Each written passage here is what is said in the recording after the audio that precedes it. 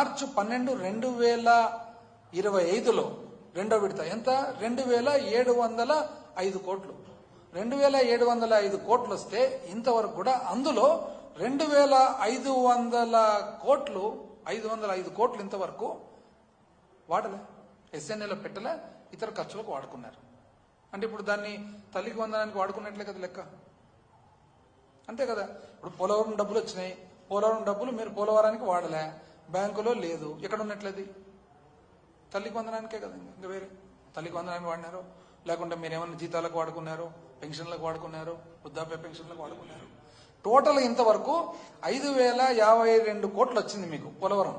5052 కోట్లు పోలవరం డబ్బులు వస్తే ఈ రోజుకి 2505 కోట్లు దాంట్లో మీ దగ్గరనే ఉంది. అంటే దేనికి వాడినట్లు ఇదేంటి?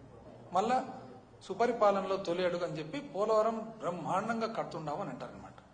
ఎక్కడి నుంచి వచ్చిందండి పోలవరం? అసలు ఫస్ట్ ఎప్పుడు కోవిడ్ అప్పుడు జగన్మోహన్ రెడ్డి గారు ఈ పోలవరం ప్రాజెక్టు కంప్లీట్ చేయాలా అర్జెంటుగా, ఇదంతా ఇబ్బందుల్లో ఉంది. ఎందుకు ఇబ్బందుల్లో ఉంది?